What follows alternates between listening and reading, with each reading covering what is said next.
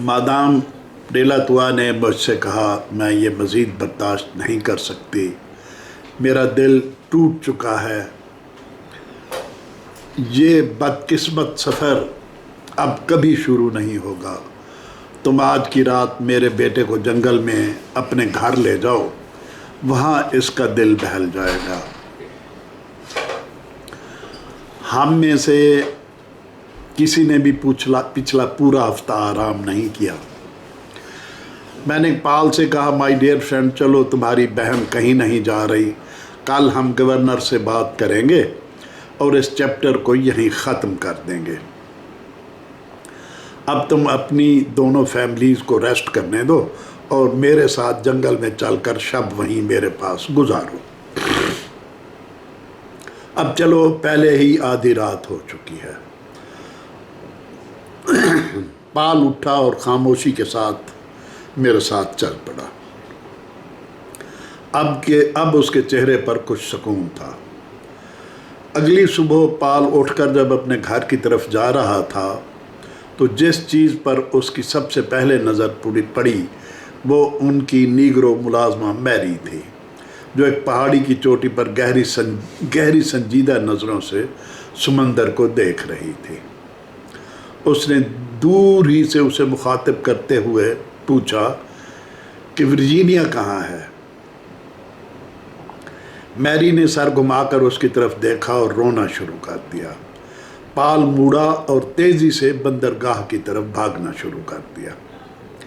वहाँ उसको बताया गया कि वर्जीनिया को सुबह मुँह अंधेरे ही जहाज़ पर सवार कर दिया गया था।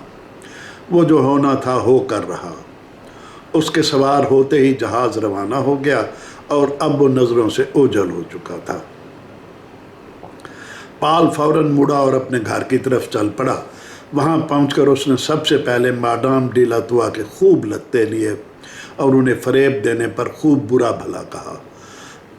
उसने बताया कि रात 3 बजे समंदर में जहाज़ के लिए साजगार आंधी चल पड़ी और कप्तान ने जहाज़ की रवानगी का ऐलान किया तो गवर्नर एक बग्घी और चंद गुलाम लेकर आ गया और तकरीबन ज़बरदस्ती वर्जीनिया को उठाकर ले गए।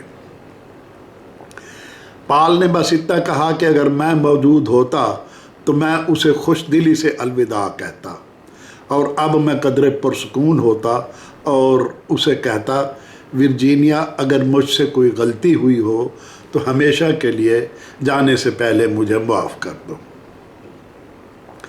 मैं जानता हूँ अब हम हमेशा के लिए बिछड़ गए हैं, शायद हम इस ज़िंदगी में दोबारा कभी ना मिल सकें। अलविदा मेरी प्यारी बहन, अलविदा। खुदा मुझसे दूर तुम्हें हमेशा खुश व खुर्रम रखे। जब उसने देखा कि मादाम और उसकी माँ रो रही हैं तो ये कहते हुए वो बिलखता हुआ बाहर भाग गया कि अब अपने आंसू पोंछने के लिए कोई और हाथ तलाश करो। बाहर जाकर वो ख़ुसूसन उन जगहों पर फिरता रहा जहाँ वो जीनी के साथ घूमता रहता था। उसने देखा कि उनका कुत्ता फाइडल कभी इधर जाता है कभी उधर। पाल क्या जानता नहीं था कि वो फाइडल किसे तलाश कर रहा है और क्यों बेचैनी से इधर उधर मंडलाता फिर रहा है। मादाम और मार्गरेट ने पाल को समझाया कि वो अफसुर्दा रहकर उनकी आज़ुर्दगी और वामानदगी में इजाफा न करे। आखिर पाल को एहसास हो गया कि उसका यूं गमगीन रहना उसकी दोनों माओं की उदासी में इजाफा करता रहेगा, तो वो डोमिंगो के साथ मिलकर खेती बाड़ी में मसरूफ़ हो गया। बूढ़े कहानीकार ने एक नया सिगरेट सुलगाया और लंबा कश लेकर बोला। साथ ही पाल ने मुझसे लिखना पढ़ना भी शुरू कर दिया। वो मेरे साथ सेंट लुइस जाकर कुछ किताबें खरीद लाया और मेरे घर आकर रात को देर तक मुझसे मुख्तलिफ असबाक लेता रहा। पाल बेहद ज़हीन और मुतजस्सिस था और बहुत जल्द सब कुछ सीख लेना चाहता था। 1.5 साल से ऊपर वक्त गुजर गया जब बिल आखिर मादाम तुआ को जीनी की जानिब से एक ख़त मिला। اس دوران اسے کسی ذریعے سے یہ اطلاع مل چکی تھی کہ وہ خیر خیریت سے فرانس پہنچ گئی ہے۔ ایک جہاز جو انڈیا جا رہا تھا اس کے ذریعے اس کے لیے ایک پیکٹ اور جینی کا خط اسے ملا۔ خط میں اس نے بڑے دھیان سے یہ کوشش کی تھی کہ وہ کوئی ایسی بات نہ لکھے جو اس کی دونوں ماؤں اور پال کے لیے پریشانی کا موجب ہو، مگر مادام کو محسوس ہو ہی گیا کہ اس کی بیٹی وہاں خوش نہیں ہے۔ اس نے لکھا تھا، میری پیاری محبوب ماں، میں نے پہلے بھی آپ کو متعدد خطوط لکھے ہیں مگر مجھے کسی کا جواب موصول نہیں ہوا ہے۔ مجھے اندیشہ ہے کہ وہ آپ کو ملے ہی نہیں۔ خدا کرے یہ خط آپ کو مل جائے۔ جدائی کے بعد میں نے بہت آنسو بہائے ہیں جو پہلے کبھی روئی ہی نہ تھی۔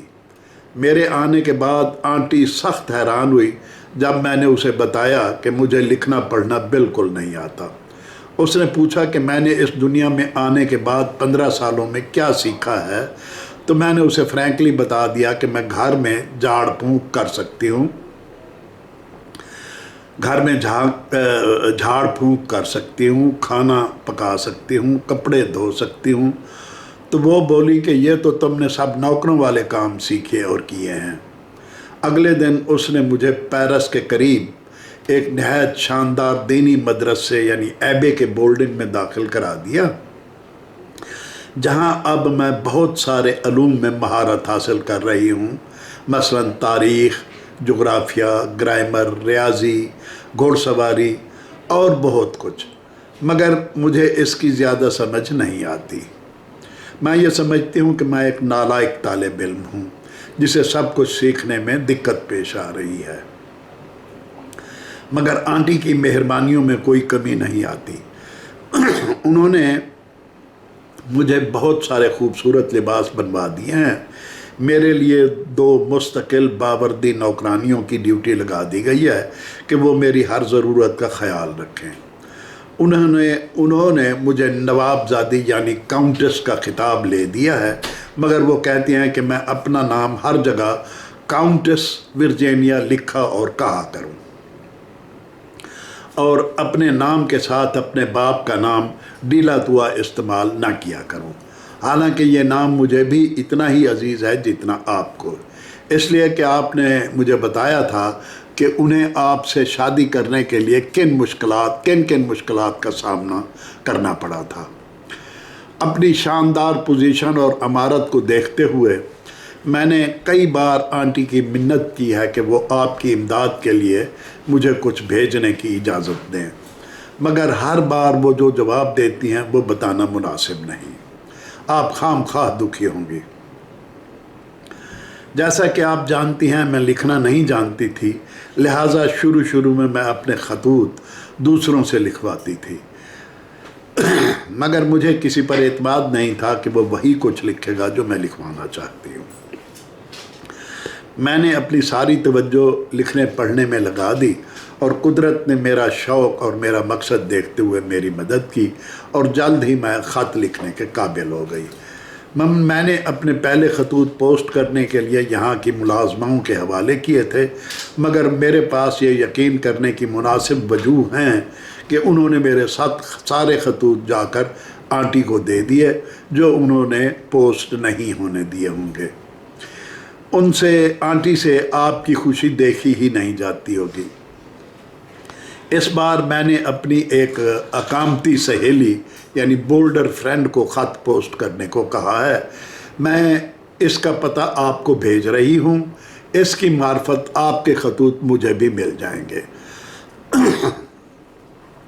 آنٹی نے مجھے کسی سے بھی خط و کتابت کرنے سے سختی سے ساتھ منع کیا ہے، کیونکہ ان کے خیال میں اس سے میری تربیت میں فرق آ جائے گا، جس طرح وہ میری کرنا چاہتی ہیں۔